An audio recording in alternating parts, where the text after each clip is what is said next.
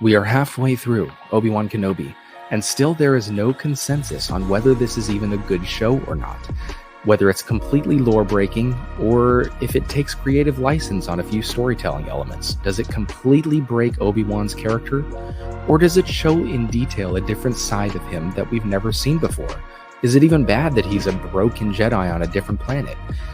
I've seen so many YouTube channels, with their thumbnails and their clickbait titles saying that all Star Wars is broken forever. And I've even seen friends of mine decry that all hope is lost for the Star Wars franchise. I don't know if I buy that. But I've also seen so many casual fans that are rejoicing that this is the best Star Wars to come out of the Disney era. So who is right? Who is wrong? And is Kenobi aggressively mediocre? Or is it brilliant storytelling with just a few minor wrinkles?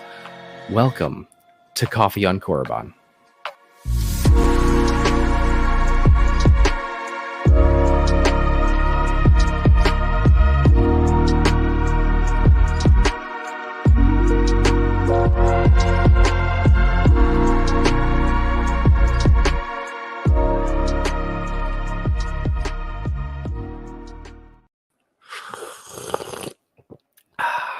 Welcome back to Coffee on Korriban, and like I said in the intro, there is really no clear-cut answer as to whether this is a good show, a terrible show, a just okay show. It's kind of all over the place from what I hear, and there's a big disconnect from what I've seen between the hardcore Star Wars fans and the casual Star Wars fans, the people that, they like Luke Skywalker and lasers and spaceships and the Force, but they don't really get into the books or the history and all that. And those seem to be the people that are really enjoying this show so far. But we're going to get into it. I have one of my favorite guests to have on, Master Paul. I'll bring him in just a second. But first, I wanted to get to my favorite comment from this last week, and that is from Israel Garcia. He says, Obi-Wan used Surisu more than anything.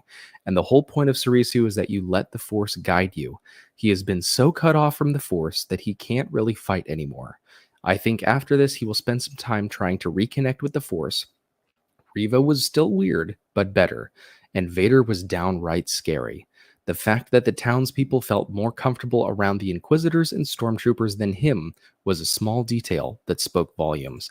I completely agree. And that's something that went over my head in my reaction to Episode 3.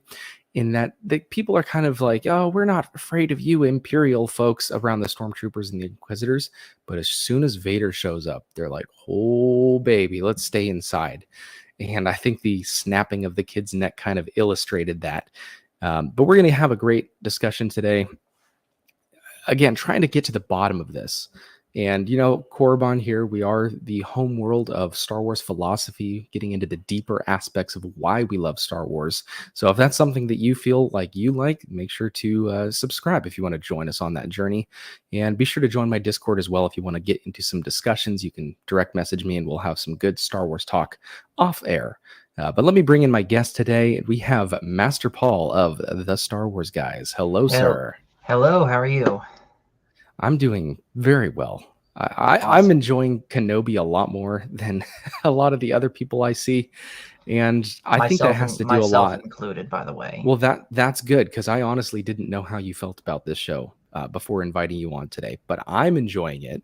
I'm staying offline.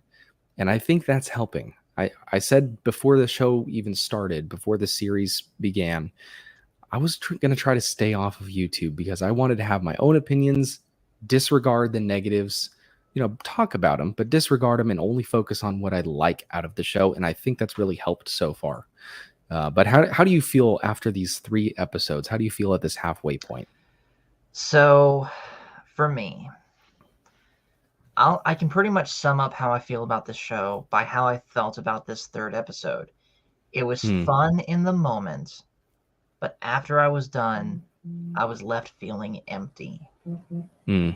And that honestly has me considering my whole stance on all of Disney Star Wars, but I don't want to spill all of that right now. We can get into that as time comes. Right. Well, I feel the same way, because in the moment you're like, oh, this is awesome. This is so much fun. And then you go back and look at it, the next day, a couple days later, and you think, was there really anything there that is great Star Wars, or is this, as the title of this stream, aggressively mediocre? It's just so okay that it's just that's where I you am. see It what I is mean by that? aggressively not just mediocre, but anticlimactic. Yes, it's got all the ingredients, it's got all the pieces. It's just not putting them together in the best possible way so far. We're only halfway through, but with the series this short, I feel like you really need to have every single episode be a banger. Let's say hello to some people in the chat real quick. We got Charlie here. Here's a sip for you. He says, my high ground hype is still going strong. Very happy to hear that. I'm I feel sad for people that don't love this show so far or don't like it at all. But I'm really happy for the people that are able to pick out what they like out of this show. Lemon Meerkat 230. Here's a sip for you.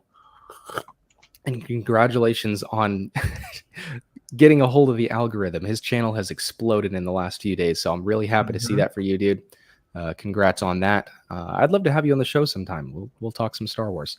Leia Rose, here's a sip for you. Jake76. Phil McCracken. Phil's only saying that because I changed my Skyward character's head from red to blue. I got you. Dat Boy Steve, here's a sip for you. A gulp for all of you, but this tea is way too hot. I know it's coffee on Korriban, but I got a throat thing right now. You might be able to hear it. So I'm drinking tea. That's not a sin, is it? Everest Productions, here's a sip for you. He says, I think the audience is more confused because it has everything you want, but it's just coming across as wrong or feeling weaker than it should be. You've got Vader, Kenobi, Leia, etc. Yeah, I completely agree with that. That is me right there. Yep. That is a great way to put up how I think a lot of us are feeling. It's like, yeah, the stuff is there, but it's not hitting, and specifically in the emotional department. And I have said this before, action is not memorable. Cool visuals are not memorable. The emotional character development is memorable. And I feel like that is what we're lacking a little bit in this show. And I felt like the fight between Vader and Obi-Wan was lacking on emotion. And I don't know what they could have done differently, because it seemed like Vader had his rage.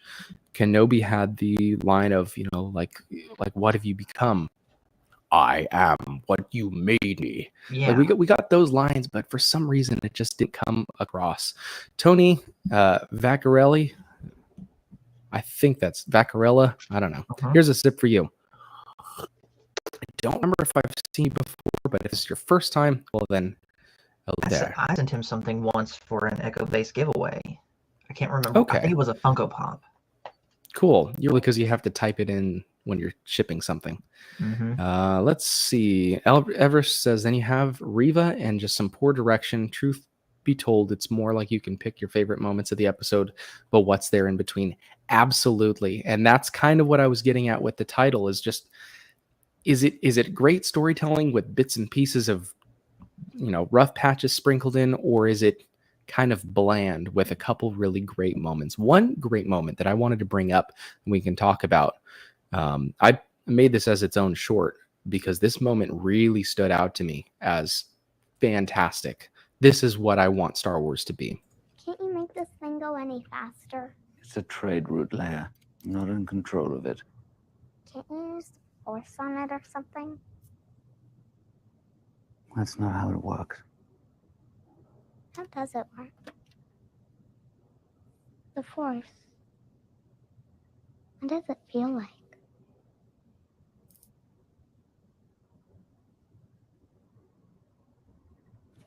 Have you ever been afraid of the dark? How does it feel when you turn on the light? I feel safe. Yes, it feels like that. And I thought that was perfect, brilliant storytelling. And again, I've said this a few times so far. I connect with Leia as a character in the show because she reminds me so much of my daughter.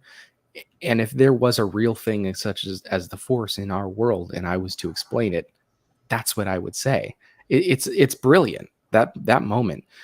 But then you have the rest of the moments of the episode and the in between slots, as Everest was talking about. Mm-hmm. That is there really all that much that's that's great, or is it just kind of aggressively mediocre? Again, going back to the title of the stream. Yeah, Cobra Disney Jedi, that pretty much sums it up for me. They knocked it. It was a home run, episode 1. And I remember because I was hosting a watch party in my Discord for the first 2 episodes, and Phil McCracken was there for that. And he's told me multiple times, the episode number 1, he gave a 9 out of 10. That's what I gave it. And he was back, ready to get back into Star Wars again. And then episode 2, for him, killed it. Now, Right. I didn't mind episode 2 that much, although I did have 2 big problems with it. Number 1 being, of course, Reva killing the Grand Inquisitor. Right. And number 2, and this, by the way, so far is my only problem with Reva. I actually, unironically, like the character of Reva. But I do not think it was her place to tell Obi-Wan that Anakin was still alive. I completely understand that. That makes a whole lot of sense. And that actually leads right into the next topic I wanted to talk about is, does this show, is it lore breaking? Does it break canon? Because that's, I think, the biggest concern for a lot of people going into this show was, is this going to ruin the established timeline of Star Wars? And so does Reva, knowing first off that Anakin is Vader and is still alive, does that break canon? Because it was a very small group of people post Order 66 that knew Vader was Anakin. Honestly, that's a question that I would really only be able to answer after the show is done, once I've seen this thing play out. Because as it stands right now, we already have a canon break with the Grand Inquisitor's death. But we also have an interview from one of the writers saying, oh no, we're not going to break canon, I promise. So it's like, okay, get yourself out of this one and let's see what happens. And there is an amazing attention to detail in this show, in the names of all the other Jedi. I know we got Quinlan Voss written in that little safe house room, but there's people that have dug in, and one of my subscribers, I forget who it was, I'll have to look it up later, but he picked out a couple names that were on that list, and he kind of, in a comment, told me the backstory of a few of the characters, where they're from in Legends. And so that they're putting attention into figuring out, how much can we please of those hardcore Star Wars fans. But it seems like the direction, the directing, the screenplay isn't really letting that come across. So the people working on it know what they're doing and they love Star Wars, but maybe it's not coming across as well as it should. As far as other lore breaking moments, does the Obi-Wan Vader fight, at least this first one that we've got, break canon in your opinion? Again, I don't know what to think, because I can see both sides of the argument, where I can see where people, especially that grew up with the original trilogy, would want there to not be any sort of interaction between Vader and Obi-Wan, between Mustafar and the Death Star. But at the same time, I see a scenario where that could happen. Like, for me, the way I justify it in my head is I treat it as if it's a what if story. Like, what if Obi-Wan left Tatooine, instead of treating it like canon? But at the same time, the fact that I have to do that to help wrap my head around that. Right. You shouldn't have to. And I talked about that a couple weeks ago, about the fact that you have to change how you approach enjoying the products that they put out, speaks to how they've messed up in the past. It's kind of sad that we have to tailor our experience to either avoid heartbreak or to get more enjoyment out of it. It's a little sad in that regard. Yeah. Does Leia meeting Obi-Wan break canon? That's another thing I had on my list. Ooh. In how she says, years ago you helped my father in the Clone Wars, but wouldn't she have said, like, me, the one you saved when I was 10? Does that break canon? Here's what I think they're going for with that. Unless there's something in these 3 episodes that I missed, Leia doesn't know that Obi-Wan is Obi-Wan. She only knows him as Ben. And a Jedi. And as a Jedi. So I feel like they're walking the thinnest of tightropes there, Right. where they make one mistake and that part of canon is broken. Right. And let's, I guess another way to look at this is she's 10, right? Mhm. Her and Luke are 10. And in A New Hope, they're what, 19, I believe? Something like that. That's double their life at that point. So let's say you're 10 years old and you get helped out by a police officer named Tom, right? Mhm. And then when you're 19, you get helped out by a police officer named Thompson or something like that. You probably wouldn't make that connection unless you had a longer relationship or interaction with that police officer when you were 9. So translating that into Star Wars, she might not even remember this Ben character that saved her and connect the dots that this is Obi-Wan later in life. It's very possible. And I know we're trying to dig into in-canon explanations for all that sort of stuff. But I think if those are really the only couple things that stand out as potentially lore breaking, I think we can overlook it as, it's not anything too egregious that they could have done to completely destroy all credibility. So far. We still have 3 episodes to come out, and they could do so much. They could do so much good in these 3 episodes for sure, but they could also do so much damage. And honestly, for me, and this is kind of what I was alluding to when I said that this is making me completely rethink my whole stance on Disney Star Wars. I saw a Doomcock video today where he's given so far his thoughts on these 3 episodes, and he's pretty much equating to this show to it being the Last Jedi all over again as far as how they're treating Obi-Wan. They're treating Obi-Wan the same as they're treating Luke, where he's completely down and out. He doesn't keep up with his training. He can barely use the Force. In that one scene, he can barely use a lightsaber. The scene of him. But the difference is with Luke on Octo 2, he's cutting himself off the Force because he's bitter about it. He wants to, he doesn't believe in the Force or anything. Obi-Wan, I'm sure, still has his moral, his Jedi code. He's just camouflaging himself. So I can't draw that connection completely. I get why people are making that connection. Yeah. But for me, it doesn't really line up all that much. Right. Obi-Wan is doing his job. Lay low, protect the boy, train him when he's old enough. Right. But anyways, I bring that up to say, this really, and I've said this multiple times, that if they screw this up, I'm done with Disney Star Wars, and I am a man of my word. Right. I'm going to finish this show one way or another, but I have prepared for a case where I don't watch any more Disney Star Wars content, and I'm going to be turning to these.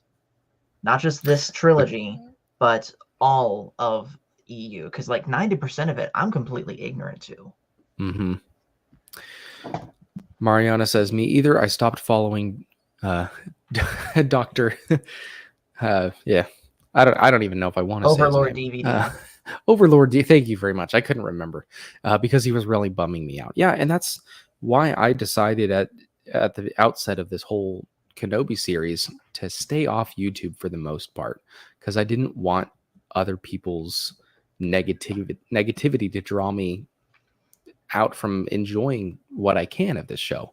And I'll have my final opinions at the end, whether it was good or bad or terrible or mediocre. But I want it to be untainted by, mob interactions and stuff. And it's very easy to do that if you watch a lot of negative videos on these sorts of things. In that case, I apologize for making you aware of that video. Oh, no. I see thumbnails and stuff on YouTube. I'm pretty picky about what I watch, at least for the remainder of Obi-Wan Kenobi. Gotcha. Also, Mariana, I don't believe I've seen you here before. So if this is your first time here, here's a sip for you. There was a comment I wanted to highlight by Cobra Disney Jedi here. He says, I think Leia will ask Bail about Ben, and Bail will tell her almost everything about Obi-Wan. I love that.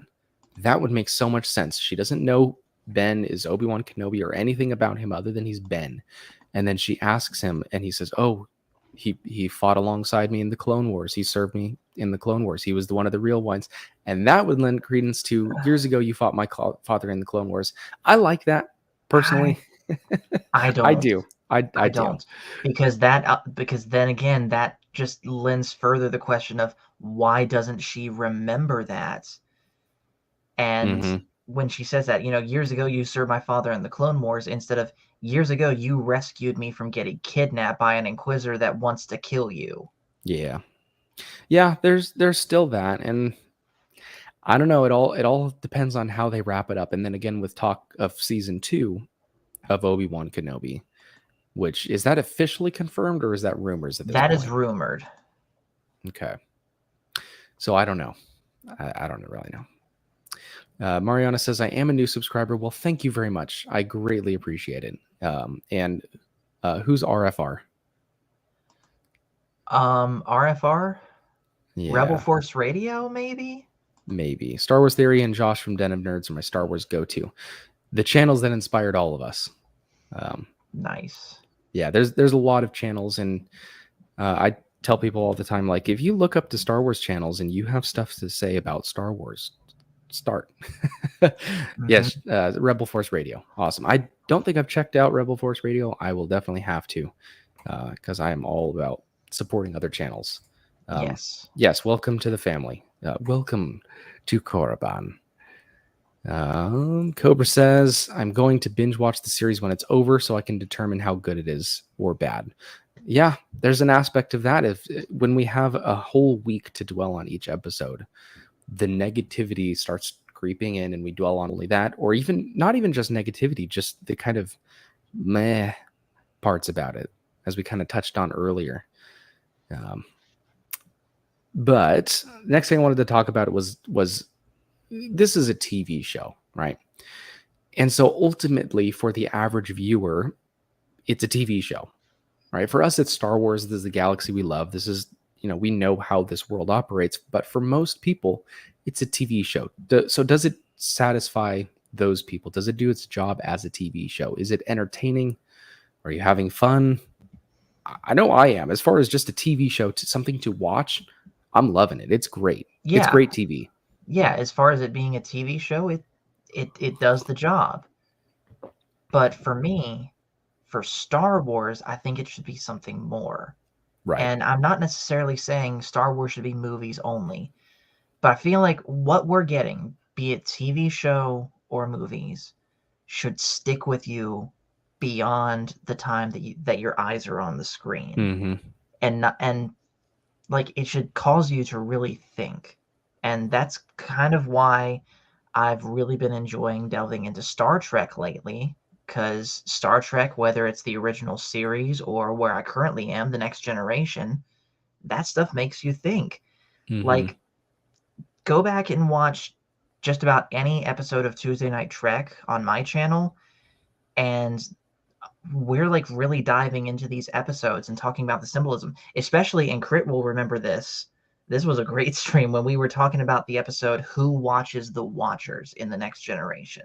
I won't spoil anything for who haven't seen it, but that is not just a really good episode, but a really good thinking episode.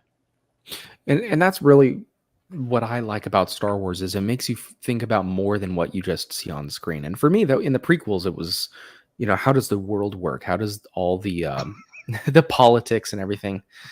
Phil McCracken. But that's why I like the deeper stuff in Star Wars. I like the philosophical aspects of it because it makes you think about more. And it does seem like these Disney Star Wars shows, with the exception of Rogue One and Rebels and Clone Wars Season 7, they don't really make you think. They're fun and they make you enjoy, but they don't stick with you. Yeah, like they're intended for just the normies. I hate using that term, but for the normies, instead of, and I'm not saying it has to only be for the diehard fans, but don't just cater to them, but don't neglect them too. Well, Matt Tuing, here's a sip for you. Awesome name, awesome channel icon. That's really cool. Do you have a channel? If you do, I will subscribe. Because with a name like that, 100%. that's absolutely Mattuin. It's kind of like our very own Matt Cave. It's a play on, Matt and another word. I really like it. Yes. But if you're a new subscriber, welcome. I appreciate it, and welcome to the family. It's going to be impossible to avoid spoilers, but I'm waiting till Kenobi is done before I actually watch the whole thing and judge it from there. Yep. Phil, all right. he still hasn't gotten over the stuff I said to him at the gaming stream earlier about Picard. So next, what I wanted to talk about was some of the great moments. Let's try to focus on the positives and the stuff that really sticks out. And I already mentioned Leia and Kenobi, and when he's explaining the Force to her as brilliant Star Wars. I love that. Yeah. Not even just Star Wars, but just real quick, philosophy. Real quick, I'm sending the link to Michael. Perfect. Another moment was Vader snapping the kid's neck. That's incredibly brutal, and that shows us a side of Vader that we haven't seen in the movies, really, aside from the hallway scene in Rogue One. But in the comics, we get this brutal Darth Vader that is just ruthless and a master of fear. All I see is fear. Exactly. And dead men. Yes. And that he's dragging the lady behind him as he's choking her on the sand. Mm-hmm. Darth Vader is a master of drama. We know that. And I think I saw a post on Reddit or something. Not that I'm on Reddit, but I think that's where I saw it. In the Rogue One hallway scene, he was in there with not just his lightsaber deactivated, but his chest piece turned off, which means he was literally choking only to turn it on for dramatic effect. Like he's that much into the fear tactics, which I just love.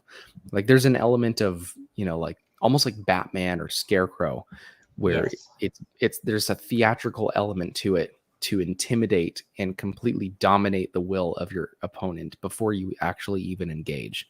And I love that. And in this episode, just dragging the people down the street because he knows Kenobi is watching, and just proving like, this is the monster that I am. Come out and face me, because as he says later in the episode, I am what you made me. Mm-hmm. I thought that was awesome. That's the Vader we haven't seen before. It was just fantastic. And the scene at the end of their confrontation, where Vader starts the fire and uses the Force to hold Obi-Wan in the fire, saying, as he bends down and ignites it with the lightsaber, "You will suffer as I have suffered."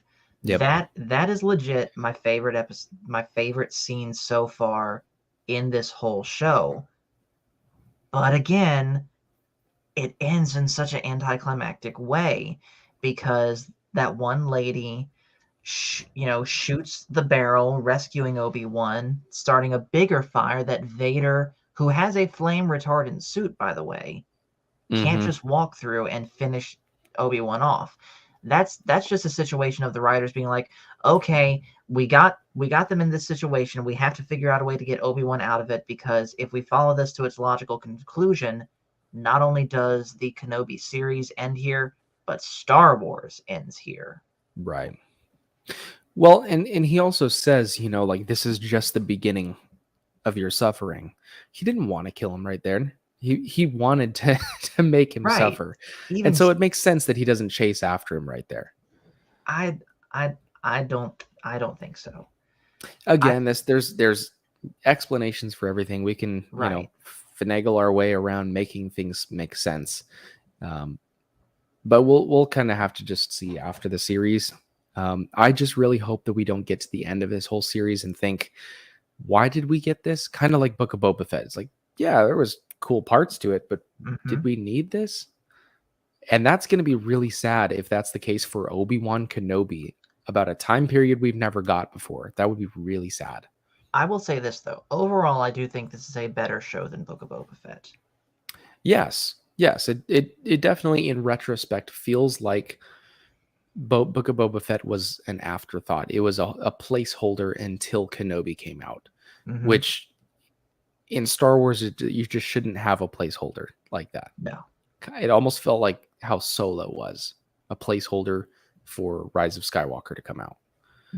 I don't like that. Mountain Dew it. You stole my let's- joke, that boy Steve. What was your joke? What is Palpatine's favorite soda? Mountain Dew it. I like it. Another moment that I really liked was Bail, Organa, and Leia. And Yeah. again, I connect with Leia as a father. She reminds me of my daughter. I connected with Bail as well during that scene. And it was just a cool moment of seeing how she was raised, and then also contrasting that with how Luke was raised.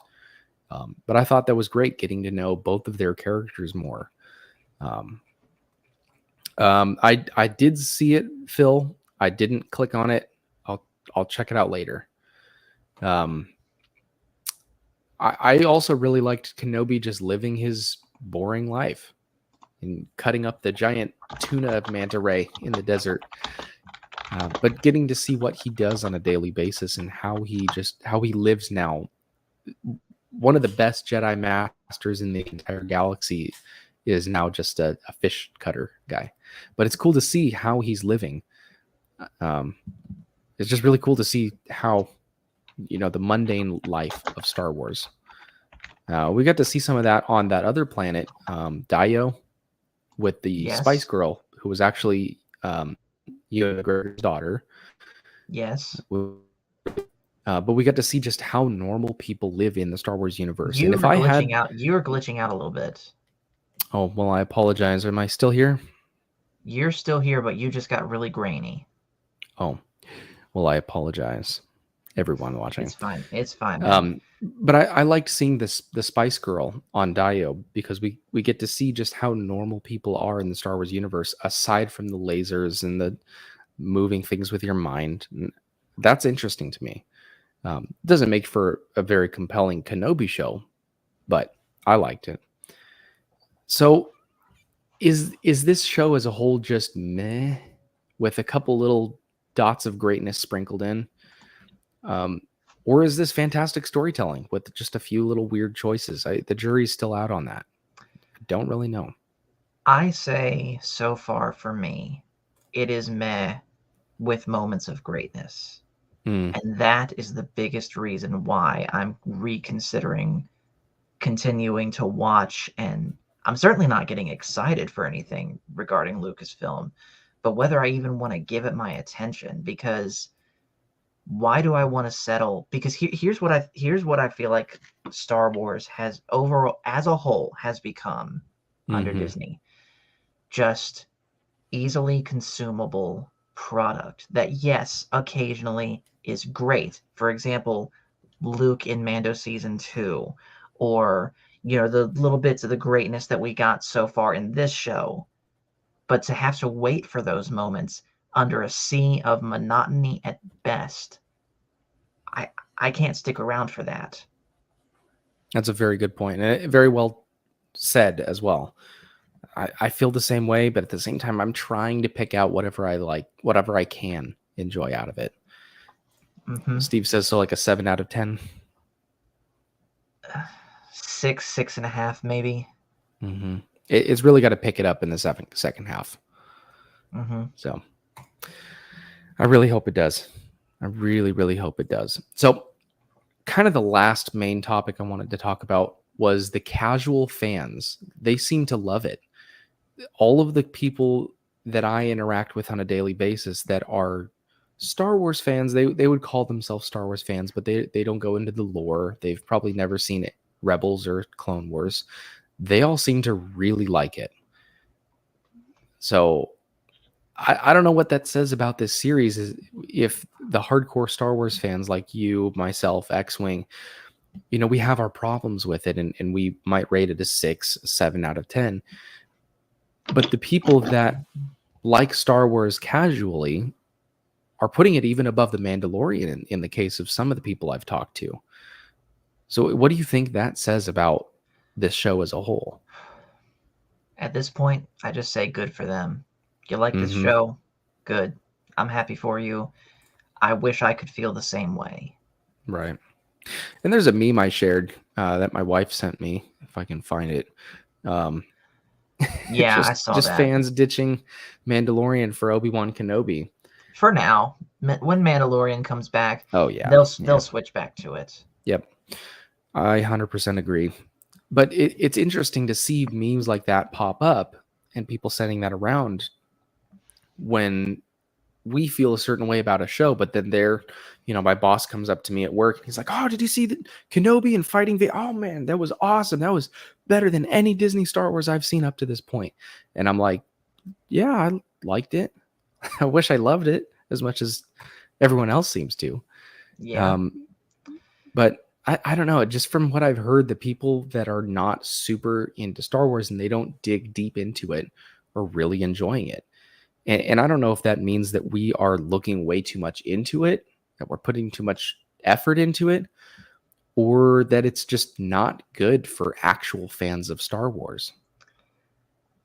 Maybe to a certain degree, it's both. Like, I admire your tactic that you said for wanting to stay off of YouTube as much as possible, which I'll be honest, I have tried to do myself. I admit I'm not doing a very good job, but that I wanted to go into this show as blind as possible. I knew that there were leaks, but I did my best to block them out as much as possible. And I admitted that I made this mistake with Book of Boba Fett, that I let sort of other people's opinions sort of sway my own. And I'm still doing my absolute best for that not to happen. But the thing is, these sort of humdrum feelings I have about Kenobi are my own organically. No one's telling me to feel like this. Right. Yeah, and I guess at the end of the day, that's all you can really do is hope you like it yourself. But it gets me thinking, if the casual fan is eating this up, they are the majority of the market share for what Disney is marketing to. So if they're the ones that love it, is this going to create, a snowball effect of they put out mediocre Star Wars content, but good TV content, the masses eat it up, and that reinforces that cycle, and we never get quality Star Wars again. I think that's what's going to happen. Yep. And I'm still banking on Andor being awesome, especially after the trailer. I'm just really holding out for that. But it does feel like that they're just going to put out meh Star Wars, but good media. Yeah. Because this is a great show from a media standpoint, aside from maybe bad acting or a couple questionable choices. But as far as a TV show, this is fantastic. When you think of a typical TV show, like, this is really good stuff, but maybe not the best Star Wars. And I feel like it's just gonna, a slippery slope, and we'll never get true Star Wars back again. I think another thing that has killed this for me, I don't know whether or not this was going to be something you had as a talking point, but admittedly, the Moses Ingram stuff has killed a lot, and I mean a lot of excitement for this show for me. Right. Now, I've already said that I do genuinely like overall the character of Reva. A couple small issues aside, as I already said, I don't think she should have been the one to tell Obi-Wan that Anakin was still alive, and her parkour scene looked absolutely goofy. Did you see my video? You did a better job at parkour than I'm not even gonna blame her for that. It's so funny because I was looking CGI. It was wire work for sure, and especially someone who used to practice parkour and free running. There's a lot of those which are not physically possible, and they looked like wire work, which is pretty sad. But it was funny. I was looking over all my old show reels and videos and stuff, trying to find moves that were similar to the ones that she did in the But like I said, when they're putting stuff out like that, when the actress is saying, "Oh, what? It's 2022. How come there's no actors or actresses of color in Star Wars?" When that is factually false. Yeah. And saying things like the article you said, like, "Oh, it's time for us to forgive Hayden Christensen about the prequels," right? Or the stuff about the DMs that she was getting on Instagram. Whether they were real or legit, the fact that this is even happening, and we're focusing more on that than we're focusing on the show, at least in the media's sense. Yep.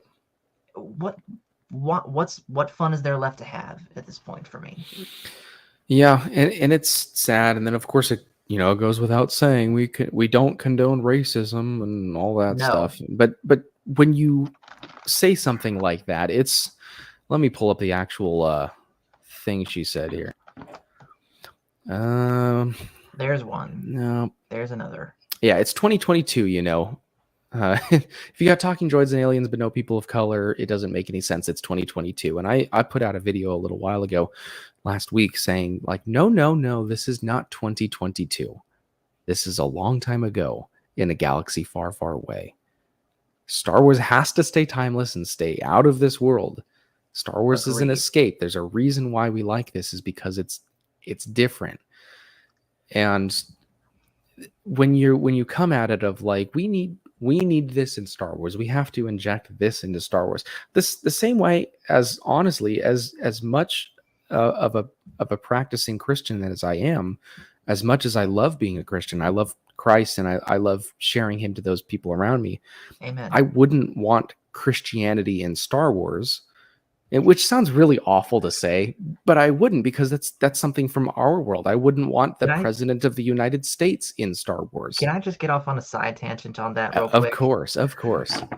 On the gaming stream that I had just before coming on here, I was talking with Phil and with Crit. I forget what we were even talking about, but I shared with them how my own headcanon revolving around the origin of the Force is that the Force essentially comes from God, specifically the Holy Spirit. But again, I recognize that is just my headcanon, and Disney especially will never even consider making that canon. Of course not. But the whole point I'm trying to make is I wouldn't want stuff from our world that's not universal to be put into Star Wars. I wouldn't want, Anakin Skywalker to visit North Africa or whatever, or Earth or Mars, like anywhere that actually exists in our world, in our time. It just doesn't. Hello to Father Time. Good to see you. And also Father Time, for those of you that know Father Time, he's going to be coming out here into my neck of the woods, and we're going to be doing a couple videos together, basically hanging out for like a week and a half. I believe they're coming out the end of next week.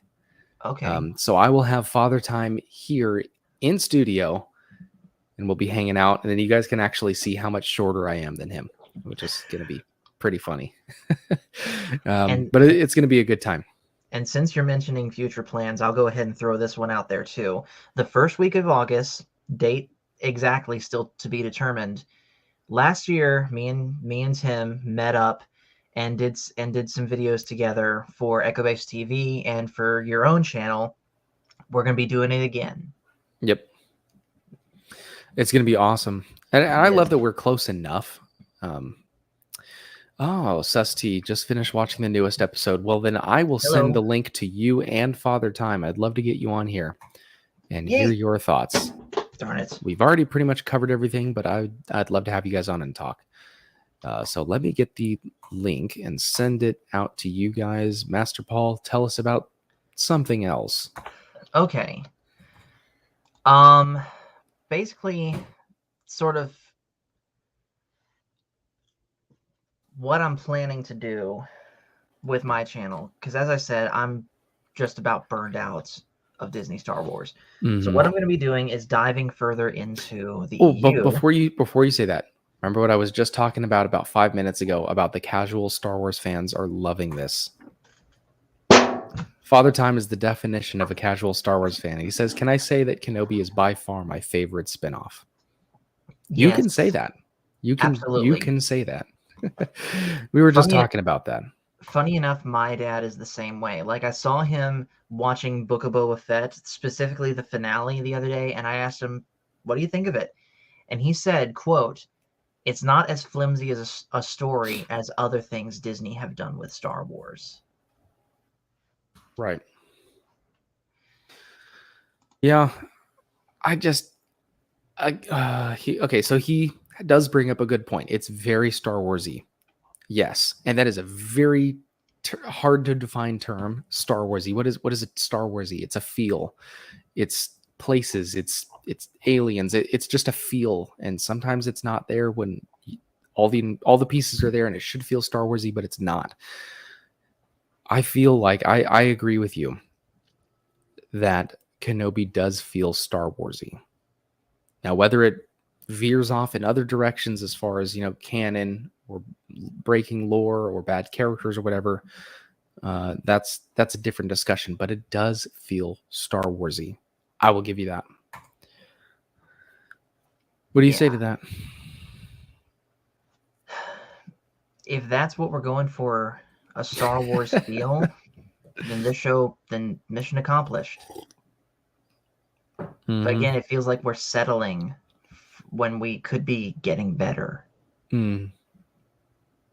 Yep, it does feel like that. And I really hope with these last 3 episodes that it will turn around. And again, all the ingredients are there. Mm-hmm. Like Cobra Disney Jedi said a couple weeks back, like, the ball is in your court, the bases are loaded. Don't strike out. Hit a grand slam. You have all the pieces there. Just do it. What's up, JP? Good to see you. Everyone in the chat, give me a rating 1 through 10 on Kenobi so far. I want to hear how all of you guys feel so far. So give me a rating 1 through 10 at the halfway point on Kenobi. Everyone watching right now, comment down below. That is my rating. This is a half. I personally, I'm going to go a solid 8. I really like it. There's nothing too terrible in it that would bring the number lower, but it's not consistently great enough to bring it higher than an 8. So I'll leave it at just a solid 8. -3. Cobra says 7.5. JP says 8. Yeah, so all over the place. All over the place. And again, the casual Star Wars fan, talking to coworkers and my boss, they love it. They absolutely love it.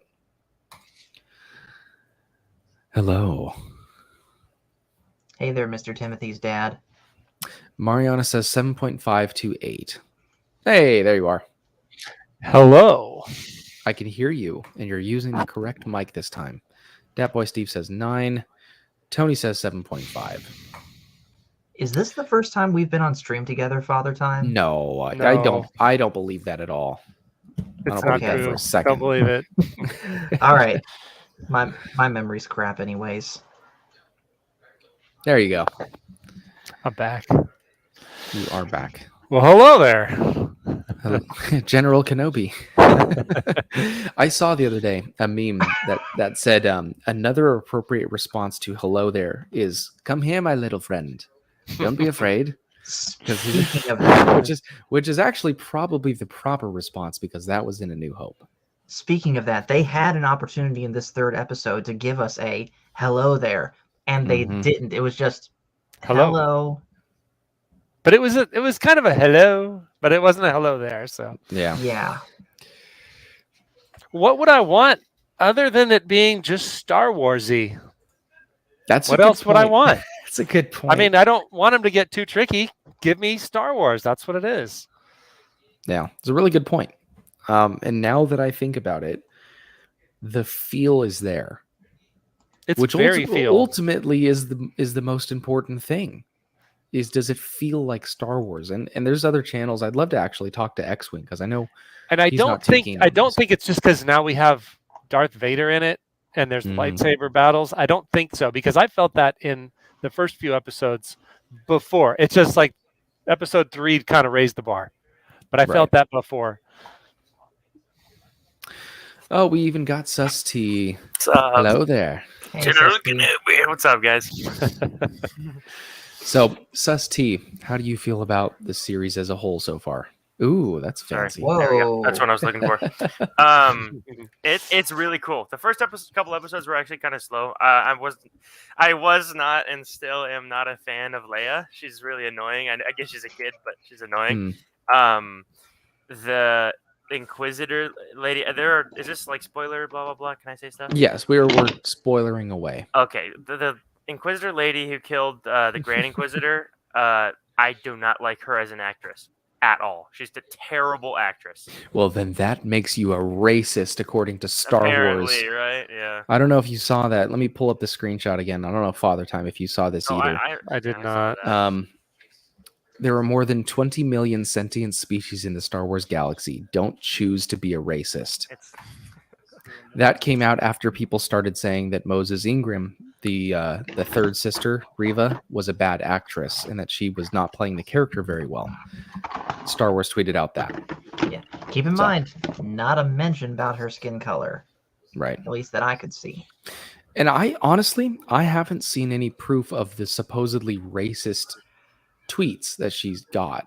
I've seen the DMs, but they look kind of sketchy. In fact, I'm going to try and find them again. Yeah, I haven't even seen them. I've just heard, everyone is sending her racist DMs, and that's all I've heard. I haven't seen. Maybe she needs to increase her acting skills before she takes a lead role. And from what I hear, she was in, I think, The Queen's Gambit or some other show. And from what I hear, she's competent. She's a good actress. It's not coming across that way in this show. The line delivery is frustrating. It kind of feels like, at least to me, like she could be a good actress, but she doesn't know Star Wars. And people that are trying to put on this act that are acting in Star Wars and they've never done anything like that or heard about Star Wars or researched it, it makes it I so found one cheap. of the DMs. All right, let's see how bad this is. Can I be right here, boy? Get back here, third sister. You have now been converted to St. George Floydium of Star Wars. Are you happy? As alien, no Ewoks. And honestly, and that's not the worst probably one. There was not. one. There was one that called her the N-word. So it's not anything I would choose to say, obviously. But at the same time, it touches on a criticism that I did have of her, at least in the first episode, of like, what is that bad attitude? And like, it just doesn't, there's a line delivery that belongs in Star Wars, and there's a way of talking that doesn't fit in Star Wars, and the way she was talking does not fit. And whether that's the Ebonics or any way a particular nationality of people speak or whatever, or have anything to do with yo white boy Kenobi finna get back here or whatever stuff, I don't know. But the line delivery didn't fit in Star Wars. That was my main point in regard to that. The series to me is very visually appealing. I like the cinematography, the angle shots, the dark with the colors coming through. The last one with the fight, the blue and the red was really good. So visually, I can toss away her acting skills. You know what I just realized?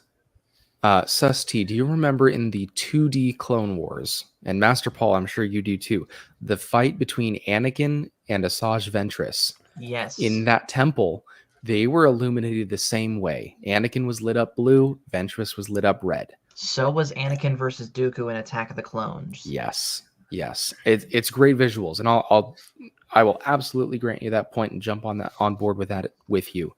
The visuals in this are fantastic. I loved that the first episode was slower. We got to see what Kenobi is doing on a day-to-day basis. And yeah, it's pretty bad, isn't it? The shots, it's really bad. It's really bad. Go from anywhere in the Clone Wars or anything in episode 3. One of the main generals of the biggest army in the galaxy. Yep. He's stealing his meat. To steal slivers of meat for his horse cow. Did anyone else want to try that? The meat? The meat? It was a great dragon, right? No. It was one of those manta ray things. Oh, I mean, I saw the bones. That's all I saw. It was laying on its side. It was like a thing. I don't know. I wanted to try it. It looked like tuna. I'm gonna ship you like 3 square inches of tuna. I love tuna. I think for me, back on the subject of Reva. Oh, okay, there you go. Back on the subject of Reva and her acting, I can give it a pass from the standpoint of No. Wait a minute. The Purgle were the like squid hyperspace ones, right? What were the manta ray things called? They were in Balmora Run. Let me look this up. Balmora Run. Oh yeah, Plo Koon. Balmora Run. Right, that's okay, hold up. Listen to me. We need to get out of here now. It's the something mantis is what it's called. Yes. The giant something mantis. Nibre. No, those are the smaller No, ones. Never mind. Just look up Balmora Run creatures. Literally. Manta. They're called manta rays. That's all I see. There you go. Because they're in I Knights of the Old Platoon, Republic. by the way. Balmora Run. Back to what I was saying though about Reva, I give her and how she portrays the character a pass simply because she's a bad guy. You're supposed to hate the bad guys. You're not supposed to hate the acting of the bad guys. Yeah. Now, I think for me though, her acting is getting in the way of her character. If she portrayed the character the exact same way and she was a good guy, that's where I would have a problem. But because she's a bad guy, I can give it a pass. I'm just very sad. Good though. But we're supposed to dislike her character for different being reasons. Evil, not for being like snooty and yeah. You know, we're not supposed to despise her character in general. I'm just saying it's easier for me to stomach. Wait, she's a general? She's evil. She's a general. She's already taken the general role. I mean, she's aspiring to be Grand Inquisitor now, so why not? Okay, can we talk about Grand Inquisitor real quick? We can in just a minute, but I wanted to show you on Dantooine in Knights of the Old Republic. This is that manta ray thing. That's what they were cutting up.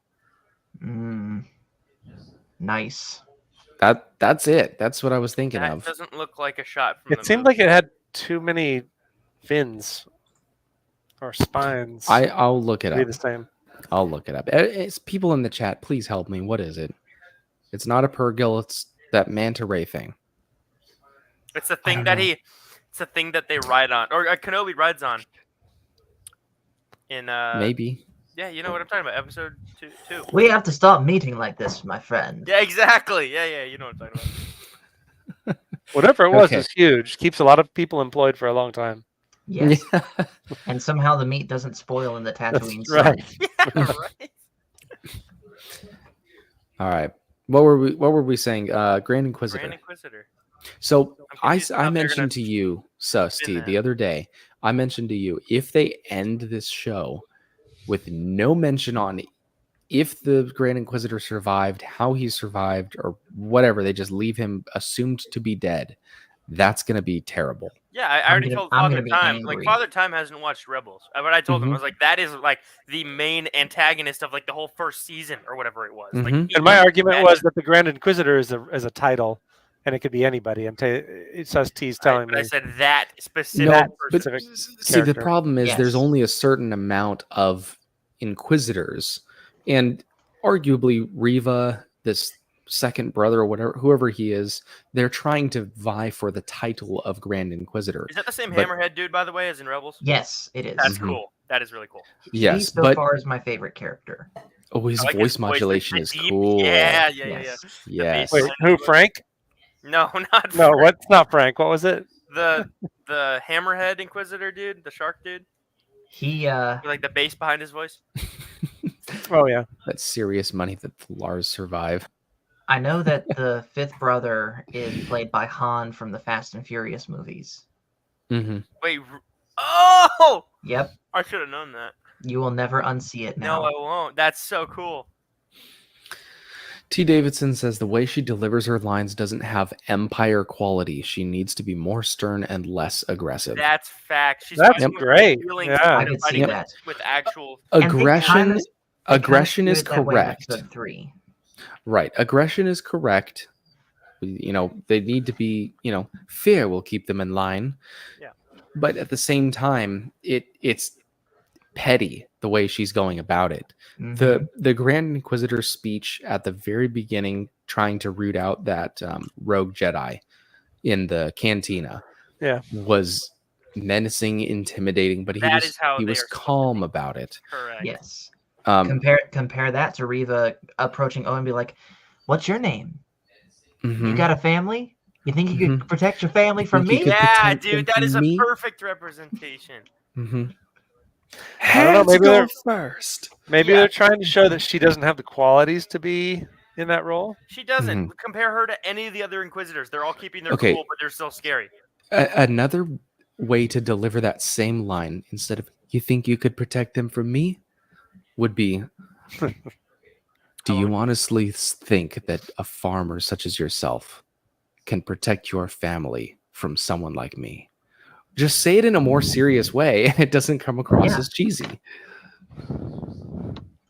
I mean, and don't to be be like fair, looking part them of up that and down isn't half her the fault. time too. That's just weird. And like, part of that isn't her fault though. As the actress, she doesn't get to write the scripts, but the delivery is her.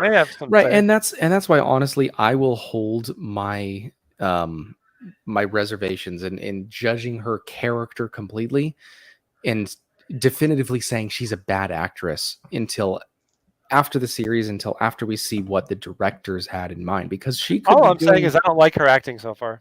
With that, yes, but I'm holding my criticism of even that because I don't know if she's doing exactly what she's supposed to. It's the same conundrum with Anakin in the prequels of people saying, "Oh, he's a stiff actor."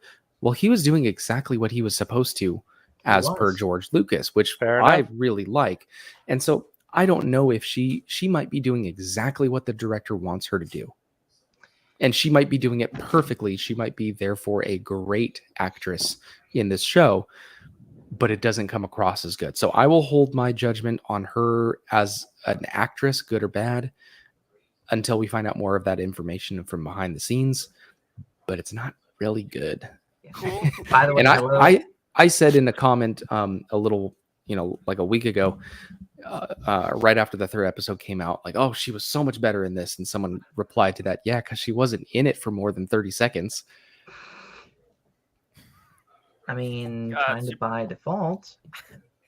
Super quickly, something that we were freaking out about because we literally finished watching that episode like 10 minutes ago, right? Mm-hmm.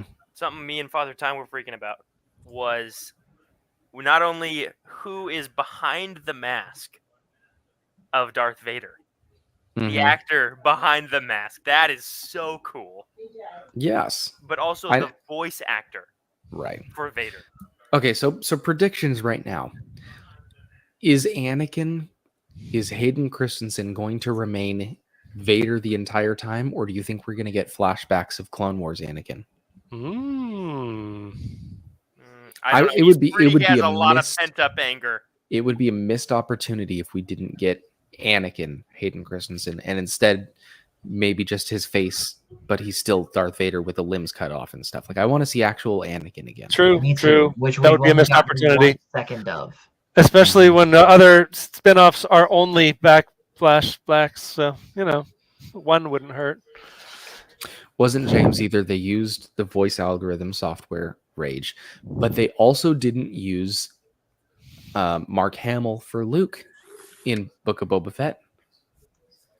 So obviously James Earl Jones is not going to be around forever. In 30 years, when they're still making Star Wars content, which they probably will be, they won't be able to use him because he will be gone. And so are they trying to read an alphabet and then they can put it together? Right. Are they going to rip off the Band-Aid now and get us used to the synthetic Darth Vader voice now? I don't know. But it's another criticism that some people have against the show that, again, the casual Star Wars fan will not have. I was just freaking out because during that lightsaber fight scene, I was thinking, okay, not only is this such a cool throwback because of episode 3, this is the next time they see each other, and old Hayden Christensen is meeting up and doing exactly what he did when he was a kid with old Ewan McGregor. It is so cool. It is sick. Yep. And so that's why the hardcore Star Wars fans that are putting so much focus into this has to slap every single episode seem to be being let down. But what do they want? That's what I don't understand. What else could you want? X-Wing, what do you want? In the episodes we've had, what was missing? Well, the people chasing Leia, my life better. The people chasing Leia got stopped by a branch. Yeah, that was stupid. They're like, they didn't even see it, and they just smacked his head into it. And it's a giant tree trunk in front of his face. That was pretty bad. Yeah, but that's not something that was missing. That was just a missed opportunity to make a better. There have been a couple moments, but nothing they should have added in that they didn't. Can we agree that Disney Star Wars is horrendous when it comes to chase scenes and parkour. Yes. Oh, Yes. Terrible. The chasing 1,000%. Clone Wars is better. Yes, the chasing Leia through the forest scene was pretty much. It seemed like it was made by the same people that made the Vespa gang. Oh chase my scene in Book of Boba gosh! Fett. True. Horrible. Get Like get play someone the to- Benny Hill Oh, show music over it. It's bad. It's bad. Again, that brings me back to the title of this entire stream. Is this aggressively mediocre or brilliant storytelling with little wrinkles sprinkled? I'll take that one. Throughout. Yeah, by far. Yeah. Leia was faster than the That's Vespa gang. true. All right. X-Wing says, good dialogue, good cinematography, less cheesy moments, more emotional dives into the relationship between Anakin and Vader, better visual effects with the lightsabers. That's his suggestions on what could have made these first 3 Better episodes visuals. better. I was very Agreed. pleased. 100%. I thought it was agree. so sick. Every time smoke would come out and Vader would be there with the lightsaber, the glow behind everything was so cool when he was just walking around. A basic understanding of how Vader operates during this time frame, having Kenobi be even remotely capable, even though we know he's broken down right now. I agree with that to the extent that he has cut himself off too much from the Force. I do like the idea that he's not practiced in the Force. He's not reliant on the Force as much as he should be. But that goes back to... He doesn't know how Vader operates, though, because he didn't even know he was alive. I think X-Wing was talking about how the people writing the show portray Obi-Wan Kenobi to operate during this time. It's just Okay. So that goes back what he's saying right now about Obi-Wan being broken down. What Israel Garcia, the comment of the week, said is that he's been so cut off from the Force in him being a practitioner of Surisu, which lets the Force guide you. He's very rusty in fighting. He was not the defensive master Obi-Wan Kenobi that he should be. And if he uses Surisu to let the Force guide his lightsaber, Be right back. That would make sense as to why he was completely overwhelmed by Darth Vader in that scene. Visual effects were literally on par with the Halcyon Star Cruiser. that's rough. that's oh man. But see, I didn't see that. I saw something so much better. Yeah. Explain how during Rebels, then in A New Hope, Obi-Wan doesn't have issues and is Obi-Wan we love, and in this series that is in between he has PTSD. So I really hope they explain that by the end of the series, because Obi-Wan does say to Darth Maul, look what I have risen above. He's confident. He's fully in the light side of the Force then. So I do want to see how he gets to that point, and I hope they explain that in the show. If they don't, again, missed opportunity. And speaking of missed opportunities, I did like his childish explanation of the Force feel. Yeah, that was cool. I had that in the one of my video clips to play. Can you make this thing go any faster? It's a trade route, Leia. I'm not in control of it. Yeah, it was just a brilliant scene. Have you ever been scared of the dark? Yep. How do you feel when you turn on the light? It feels like that. And you can. There you go. He looks so drained in that scene too. He's. I don't know. He's very short-tempered too. He's burned out. Yep. I agree. I gotta mention one thing though. Back to Obi-Wan using the lightsaber, because I actually got my lightsaber to demonstrate like this. Switching this hand like this on a single-bladed lightsaber is not good form. It's not comfortable. Did he do that? He did. That's yes. not good. Because Vader is really bearing down on him, and he's blocking like this, and he switches his hand, I guess, to get extra. Vader was one-handing that scene. That was awesome. By the way, Susty, that is an amazing saber staff. Dude, I spin this thing around outside randomly, and it's so fun. And it splits off into two. Nice. X-Wing says, I'm done being bummed out about it. I'm just alone in the boat, so I'm going to leave it there. And again, I feel bad for people that aren't enjoying this series, or we all know that hatred gets the clicks, and I don't. X-Wing, I'm not accusing you of doing that at all, because you know that I know you. I wish you were enjoying this series as much as I am, and I still have my complaints against it. See, for me to watch the Book of Boba Fett, I was like, oh geez, what's this episode going to be like? This one, I'm like, oh my, bring it on! I can't wait for it. So yeah, totally different. Can we go back to real quick on how useless Obi-Wan is in that fight scene against Vader? Yeah. Yeah, and that goes back to the Sarisu, as I was talking about earlier. No. Right, but I mean, you spend 35 years. I don't remember exactly how old he was, but you spend that many years training and being a general for X many years and doing all this, commanding legions and armies, and then 10 years later, after just hiding in a cave, you become useless and can't do anything. Like, none of that stuck. Like, I haven't scootered in 5 years, and I could go do a flare outside right now, and I haven't. Go ask. I probably could. I landed a tail whip first try. How much can Arnold Schwarzenegger deadlift right now?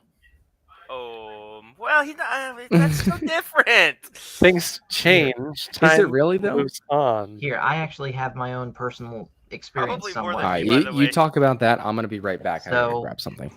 So for those that don't know, of course, I was in the Navy from 2014 to 2017. Y'all also know that I play guitar, and I try ordinarily to play guitar at least once every other day, if not every day. But having said all of that, of course, in the Navy, I had to go through boot camp, which lasted 8 weeks. That's 8 weeks without touching a guitar at all. I legit lost some of my skill that I had to get back from not playing it for 8 weeks in boot camp. So I can see where, Obi-Wan not training for 10 years would be rusty. Oh, yeah. Easy. But he still has all the time to train. Right. And that's going back to missed opportunities, what I was saying earlier. But mentally, he wants to run from it. Well, it's not just that he's not practiced. He's turning it off and running. Okay, so going back how many years were you playing guitar before you took your your? Oh, every day. No, every day. Like from when you were born, or like? I learned guitar when I was 4 years old. Okay, and so every day almost after then? Yes. Okay, that's actually really impressive. Thanks. That kind of just refuted my point. You're good. So going back to missed opportunities, I feel like this is a perfect setup for Qui-Gon to come in the picture right now and bring him back to trusting in the Force, to training his skills. And if they don't utilize Qui-Gon to bring him back, that's going to be a huge missed opportunity. Click on X-Wing. Click on that. Why is he not training? Isn't he supposed to defend Luke? That's why he's there. And Overlord DVD made the exact same point. I thought he was observer. Well, what's he gonna do? Let the Empire just go up? They show up with like a battalion of troopers. Is he just gonna watch? No, he'd probably intervene. Right. I don't know. Owen doesn't even want him there. Why is he still there? Like, he's got to be there for a reason. I mean, he's not just chilling outside their house because he has to. All right. Well, I mean, that's pretty much, we've talked it to death. The up to the 3rd episode, halfway point through Kenobi, and I'm really hoping it gets better. I want everyone to like it, and I really do like it. I just want it to actually satisfy what we need, but it's still a huge question mark. I guess if you say watch over the boy literally as a line, I guess he's just Herbert the pervert. Okay. Watch over the boy. All right. Well, that's pretty much it for the show. I wanted to end it with one little segment that I like to call The Way the News Goes. The Republic will be reorganized into the first galactic empire. So this is not a political show. It's a Star Wars show, but there's some things that I see that are just really funny. They stand out. And kind of just got to point them out. And especially with Sust and Father Time, I wanted to get your takes on this if you haven't heard it so far. So obviously, okay, Megamind. Obviously, the shooting in Texas was horrible.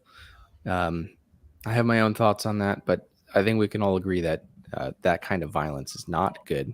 We can all agree on that. Yes. Then again, I do live in Tennessee, so you can kind of guess my stance on 2A issues. And I've also got to call out misinformation when I hear it, even if it comes from the President of the United States. He said a 22 caliber bullet will lodge in a lung, and we can probably get it out, may be able to get it and save the life. A 9mm bullet blows the lung out of the body. No. No. Absolutely not. No. And my first reaction to that was, my goodness, I never knew. Thanks, Biden. I feel so much safer. It's so funny. I don't know if either of you guys, any of you guys have seen that clip before. That looks awesome, Mr. Jeff Bezos. But I didn't see it. But You yeah, know what's cool that is it covers up my hair and it covers up my headphones. Yeah. that is absolute baloney. Also, he made reference to citizens should not have high caliber weapons in referencing 9mm. 9mm is pretty much as low powered as is feasible for a defensive round. The 9mm round only has a maximum effective range of 50 yards. Right. And so he said high caliber, which isn't a thing. Like large caliber, like does no one know what caliber is? Because I 9mm, your standard 9mm. It's about that big. The bullet itself is about that big. 9mm across. That's the caliber. Yeah. I also have a rifle that shoots 7.62 by 54R. The cartridge is about that big, and it is a smaller caliber than the 9mm, which is way higher powered, but a smaller caliber. And so he went on in that same little interview right there to say, citizens should not have these high caliber weapons, setting aside the fact that that doesn't make sense. It's just, I feel like I have to call out misinformation wherever I see it. And again, I don't really like to get political on this show because this is a Star Wars channel, but that's just the way the news goes. The Republic will be reorganized into the first galactic empire.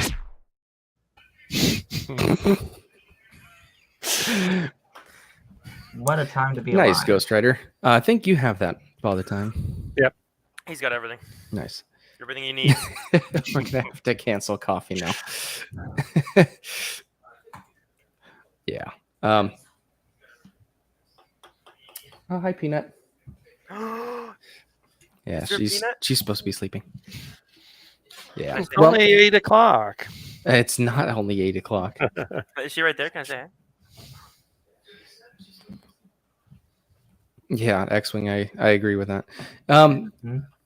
So to wrap up, what are your final thoughts on Kenobi going into the second half? Starting with you, Paul.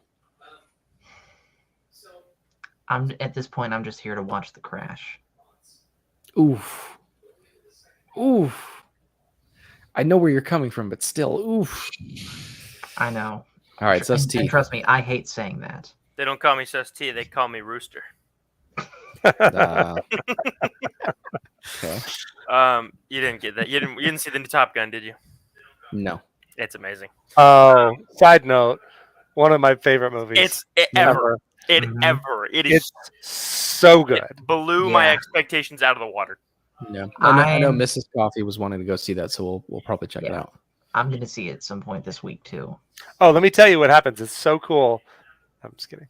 It's okay. I already know that Darth Vader tells Luke he's his father. Let's see. Expectations. So far, I'm very impressed with the show. It's done better than I thought it was going to do. I was so excited for Kenobi, like everyone was, right? And I was expecting them to like fully Disneyfy it and make it this thing that no one wanted it to be. Because this is supposed to be the show for the hardcore Star Wars fans that love Star Wars and the in-betweens and everything. right? Because we want more information, and we always want more information. But it does have a few drawbacks. Like that's already been mentioned, the Inquisitor lady, the third sister, for obvious reasons. Okay. Leia, for personal reasons, because she's annoying. I mean, other than that, I don't have any problems with it. It's really, really good. This last episode, like, made my expectations go way, way higher. Like, the first two were cool. Like, we got an insight into Ben's life and everything he did and how lame and stupid and boring that was. We got a feel for the Inquisitors, because to us who have watched Rebels and everything, we already know all about that. But for the average Star Wars watcher, they don't know what Inquisitors are. So they got that introduced, which is really cool. And they did that in a really cool way. And then this last episode actually just like brought everything together up till this point. And we got some lightsaber action, and we got cool cinematography, and we got cool colors, and we got sneaking people through stowaway little tunnels, like all that cool stuff that Star Wars is. Tunnels, yeah. So Vader snapping a kid's neck. Yeah, we were freaking out. I was like, oh! Right. No, but in my opinion, this episode is the best of them all so far. It is a really good show so far. There are some things they can improve on. But other than that, it's really good. My main drawback, before I move on, though, I just have to mention it one more time, is that the third sister is not an Inquisitor type mentality. She doesn't have that. But that's about it. It is a real mustache. He wishes. He still claims that hair doesn't grow on platinum. It's starting to. All right, Father Time, what's your closing thoughts, and then we'll wrap it up for the night. I like dropping stormtroopers across laser beams. Absolutely. Let's see. I'm so busy. I don't have expectations of what I want out of the episode. So I was like, I go, oh, it's out there. Okay, we'll watch it. And I get it, and I like what I'm getting. That's it. So I'm not going to have any expectations for the remainder. I'm just going to take what they give me, and hopefully it'll continue that same path of what I like so far. Star Wars-y. It's very Star Wars-y. And I would appreciate in this case some of the flashbacks like you mentioned previously. Right. Between interactions from the past between Obi-Wan and Anakin at the time. So. Right.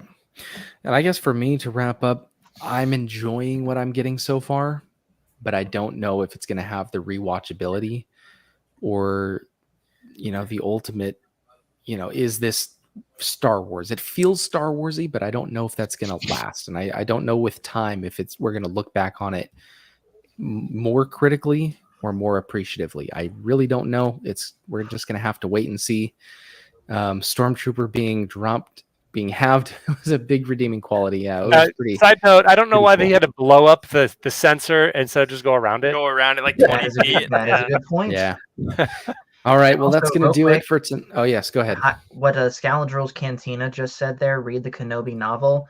Absolutely. I listened to the audiobook for that a few years ago. I'm due for a reread. But yes, get into the Kenobi novel, especially if this show is just not hitting for you. Right. There is an alternative. So I guess final closing thoughts to the people that are not liking the show so far. Try to suppress that negativity and pick out the things that you do like. For the people that are just kind of meh, like myself, and enjoying it, but it's not really great, we'll hope it gets better. And then for the people that are really liking it, I'm really happy for you. Like Father Time, it really seems like you're enjoying it. Yeah. And that probably has something to do with the fact that you're not digging too deep into it. You're not putting too much weight behind it. So I guess final words to everyone, enjoy it more by not caring as much. Thank you very much for watching. May the stash be with you, and I will see you wherever I happen to see you in the galaxy.